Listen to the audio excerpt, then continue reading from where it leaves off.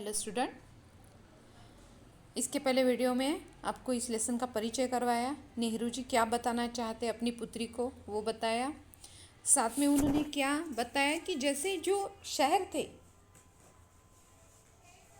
सैकड़ों साल पहले के, वो किस में दब गए थे? मलबे में। और जैसे अब उसी शहरों पर नए शहरों का निर्माण हो रहा था और लोगों को ये पता भी नहीं था इसके नीचे कुछ कई शहर दब चुके हैं। अब नए शहरों का बसेरा हुआ और यह नया शहर भी कुछ दिनों के बाद पुराना हो गया होगा। यानी जो नया शहर है बस गया होगा, वो भी कई वर्षों के बाद पुराना हो गया होगा। अब ऐसा भी हुआ होगा, लोगों ने उसे छोड़ दिया होगा और फिर वह वीरान भी हो गया होगा। लोगों ने छोड़ने के कारण नया शहर बस गया। नए शहर में क्या हुआ कि कुछ लोग कुछ दिनों तक रहने के बाद वो पुराना हो गया और कुछ लोग उसे छोड़कर चले गए और इसलिए वो वीरान हो गया। एक ज़माने के बाद वह भी बालू और धूल के नीचे गायब हो गया। फिर से बालू यानी मिट्टी और पत्थर की वजह से क्या हुआ, वो भी मिट्टी में जैसे दब गया और जैसे गायब हो गया। यही सबब है कि कभी कभी हमें कई वर्षों के खंडर ऊपर नीचे मिलते हैं। यानी कुछ जगह पे हम कहीं पे देखते हैं तो कई खंडर दिखाई देते हैं, तो हमें कई शहरों के खंडर भी ऐसे दिखाई देते हैं ऊपर या नीचे।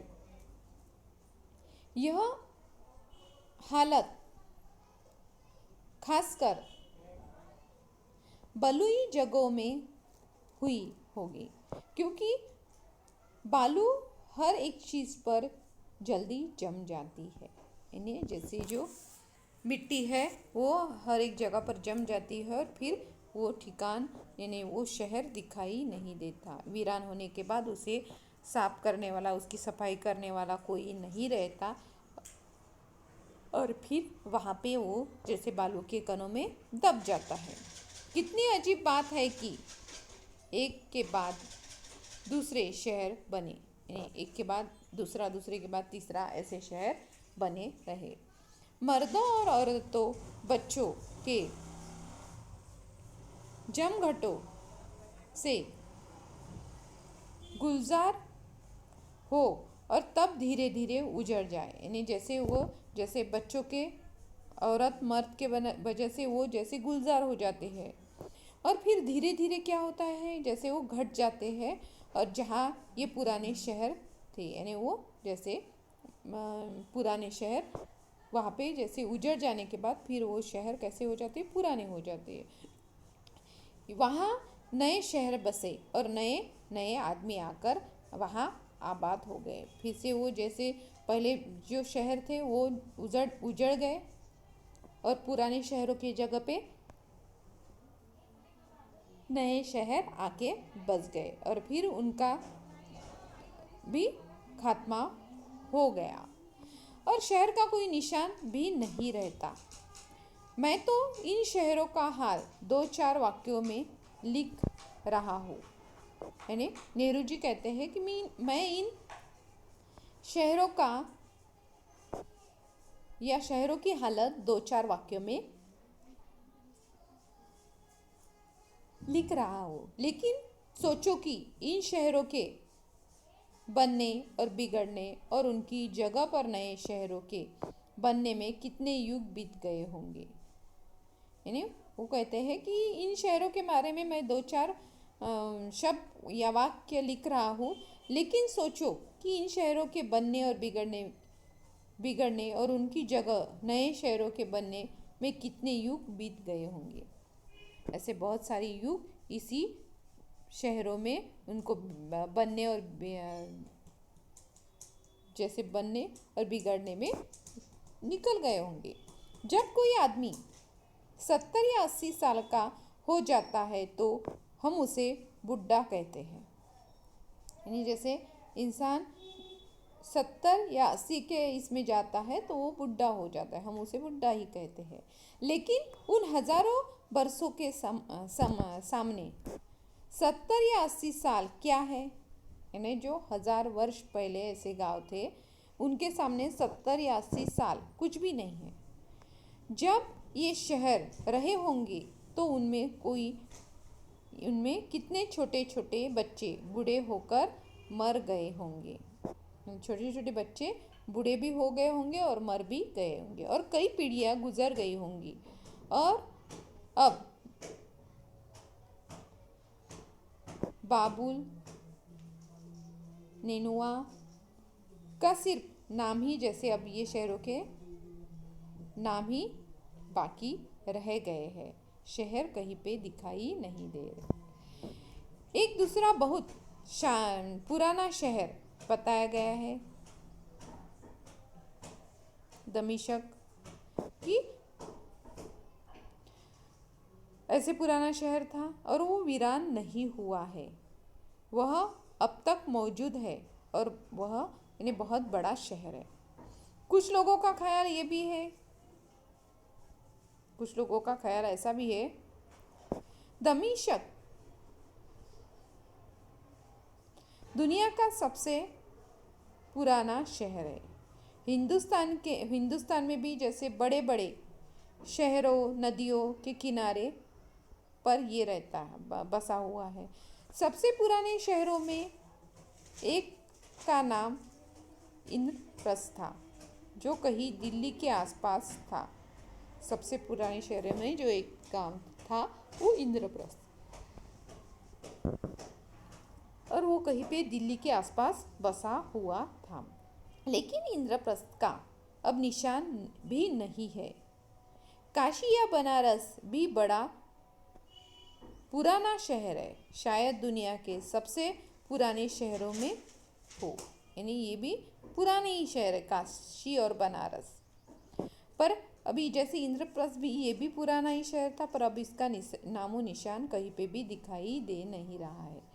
अब वैसे ही काशी, बनारस ये भी पुराने शहर है, पर ये अभी भी जैसे दिखाई देते हैं। इलाहाबाद, कानपुर और पटना और बहुत से दूसरे शहर जो तुम्हें खुद याद होंगे, नदियों के ही किनारे थे। अभी ये बताया है, कानपुर है, इलाहाबाद है, पटना है, ऐसे बहुत सारे शहर हैं कि जो नदियों के किनारे ही रहा करते थे। और ये शहर जो तुम्हें खुद याद होंगे, नदियों के किनारे में ही रहे, लेकिन ये बहुत पुराने नहीं हैं।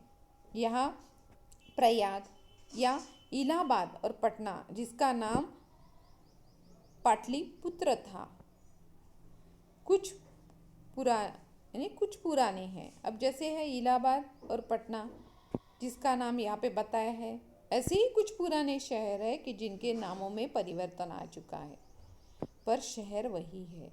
अब ऐसे हो रहा है कि लोग, जैसे आबादी कम होती जा रही है, फिर वो बालू के कणों में, मिट्टी में दब गए, फिर उसके जगह पे दूसरे राज्य का निर्माण हुआ, दूसरे देश का निर्माण हुआ, दूसरे गांव का निर्माण हुआ, दूसरे शहर का निर्माण हुआ, और निर्माण होते होते वो जैसे ऐसे बहुत सारे शहर सैकड़ों वर्ष तक वीरान होते गए और उसके जगह पर दूसरे शहरों का निर्माण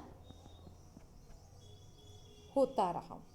अब शहर ऐसे हैं कि सैकड़ों साल पुराने हैं, सैकड़ों साल पुराने होने के बाद उनका निर्माण नए शहरों में होना, उसके ऊपर नए शहरों का निर्माण होना, फिर से वो शहर पुराना होना, फिर से उस पर नए शहरों का निर्माण होना, ऐसा आखिरकार शुरू ही है। क्यों? क्योंकि ये परिवर्तन आ रहा है दिन ब दिन, और ये परिवर्तन इसलिए आ रहा है जैसे आबादी कम होती जा रही है, गांव वीरान होते जा रहे हैं, और फिर वीरान होने के कारण नए शहरों का निर्माण किया जा रहा है। ऐसे नेहरू जी ने इस लेसन के माध्यम से यही बताया है और अपनी पुत्री से यही बातचीत कही है कि आज के या हजारों साल पुराने शहर कैसे खंडर बन गए हैं, और खंडर बनने के कारण उसके जगह पे दूसरे शहरों का निर्माण हुआ है, दूसरे शहर वहाँ पे तैयार हो गए हैं। और शहरों के नाम में भी परिवर्तन आ गया है। पहले के शहर के कुछ अलग नाम थे, अब जो शहर वहाँ पे स्थापित हो गए हैं उनके नाम अलग है। अब जैसे इंद्रप्रस्थ यहाँ पे बताएं, वो दिल्ली के पास था, अब उसका निशान भी नहीं रहा है। ऐसे भी इन्होंने इन्हें कहाँ पे है नेहरू जी ने। अब यहाँ पे पाठ के मुख्य बिंदु बताए हैं। प्राचीन काल में नदियों के किनारे ही शहर बसा करते थे। उस समय में पानी की ज़रूरत रहा करती थी, इसलिए वो नदी के किनारे ही बसा करते थे। सैकड़ों वर्ष बाद पुराने शहर उजड़ जाए और नए शहर बसने लगे। पुराने शहर उजड़ गए और उसके जगह पे नए शहरों का निर्माण होता रहा। अब कुछ शहर ऐसे हैं पुराने हो गए, बनारस भी सबसे पुराना शहर है उसमें से ही, पर वो अभी भी है, ये भी बता रहे हैं। इतिहास की जानकारी, खोजबीन, नदी का महत्व। अब इतिहास की जानकारी के अनुसार कुछ शहरों का निर्माण फिर से हुआ और कुछ शहर दिखाई नहीं दिए। अब खोजबीन हुई तो पता चला कि उस शहरों के जगह पे दूसरे शहरों का निर्माण हो चुका है। अब नदी का महत्व इसलिए है, नदी का महत्व कि पानी की लोगों को ज़रूरत रहते हैं, इसलिए वो नदी के किनारे ही लोगों की बस्ती रहती थी। साथ में अनाज जो फसल पैदा कर दी, उपजाऊ ज़मीन थी, वहाँ पे फसल पैदा करने का कार्य भी इंसान करते थे, इसलिए वो उपजाऊ ज़मीन का भी इस्तेमाल करते थे। और उपजाऊ फसल के कारण ही अच्छी अनाज या अच्छी फसल तैयार होती थी, और उपजाऊ फसल के कारण ही वहाँ पे एक